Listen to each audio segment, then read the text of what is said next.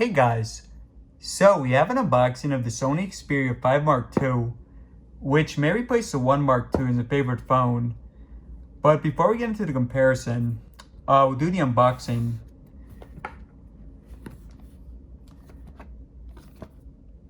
Now, this is the review unit, but it's going to be the same as the retail, just based on past experience. And you guys probably noticed here, so someone else has used it. Of course, when you get it yourself, it'll look nicer.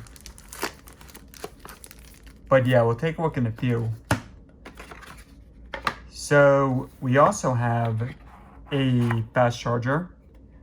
A lot of phones are not shipping with these, so nice to have it. We also have a Type-C cable. Type-C to Type-C.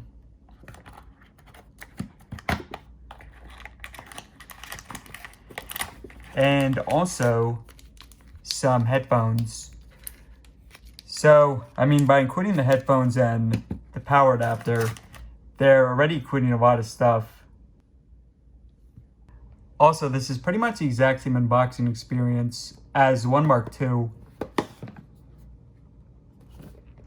The boxes are identical. So at the retail unit, you're also going to get some pamphlets. But besides that, it's identical. Alright, so now for the phone.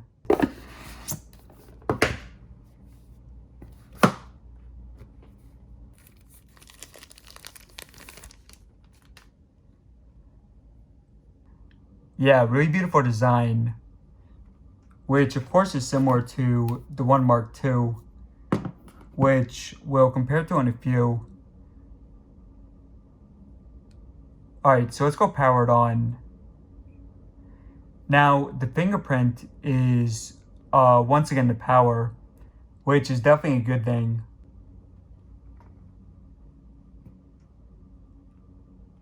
Very nice to see the headphone jack. Alright guys, so I'm going to put in my info, and I'll be back in a few.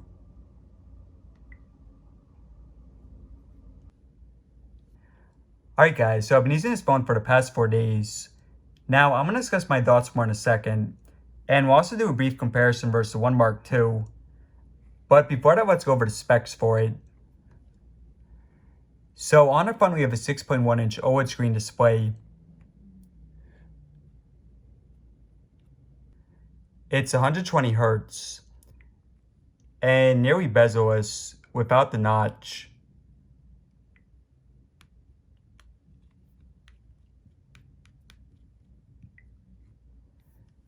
On the front, we also have an 8MP camera. And on the back, we have a triple camera setup. So this includes a telephoto and a wide angle. And it's also the only phone in the world that can record in 4K slow-mo. Now for the internals, so the phone is a Snapdragon 865 and 8GB of RAM. It also has up to a 1/4 TB of storage and micro SD card support, a pretty large 4000 mAh battery, but no wireless charging, and it's also water resistant. It also has dual speakers, which sound pretty good.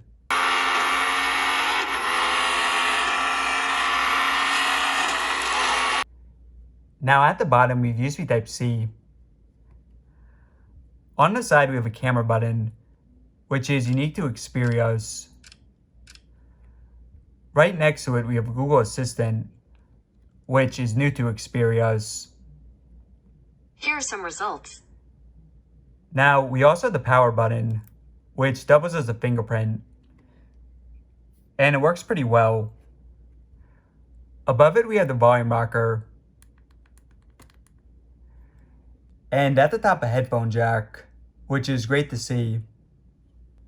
The phone is available on most networks in the US.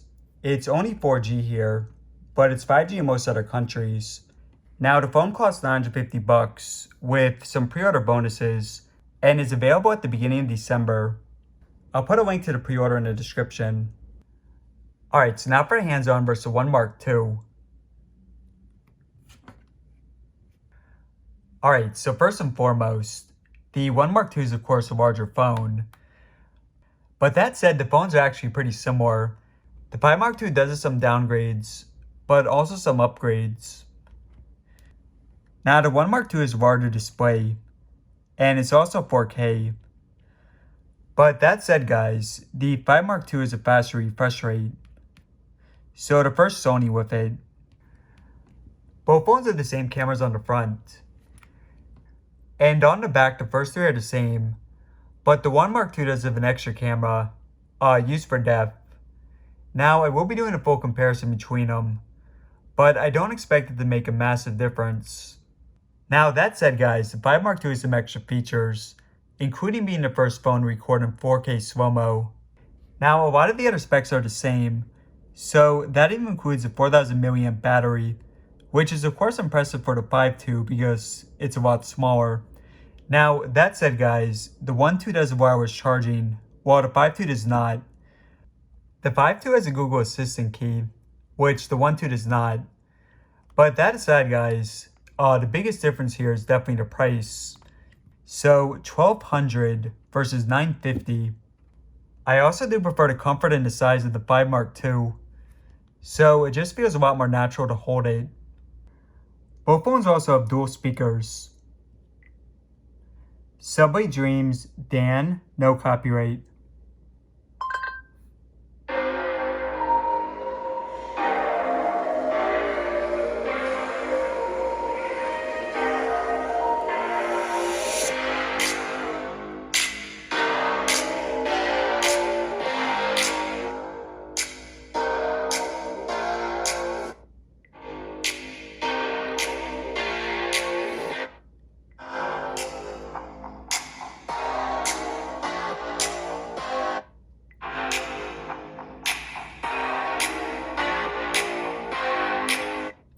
And last time here.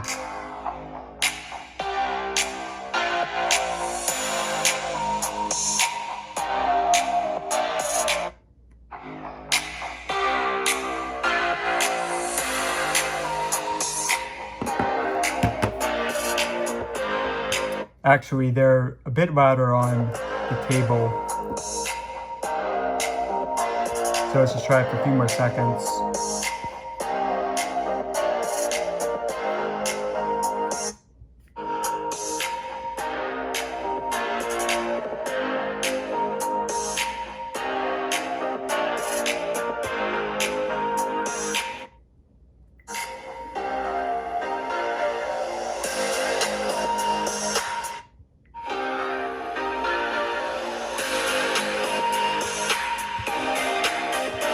Yeah, so both sound very similar. Excellent quality.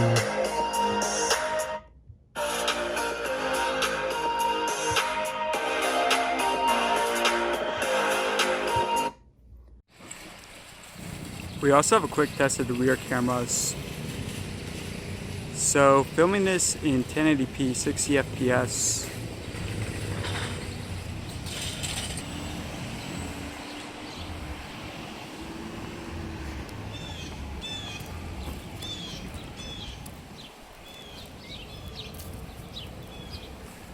Now switching over to wide.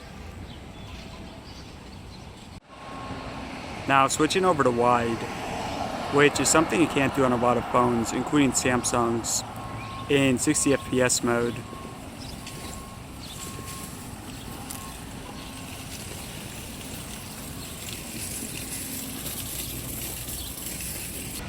We also have the maximum zoom using a telephoto.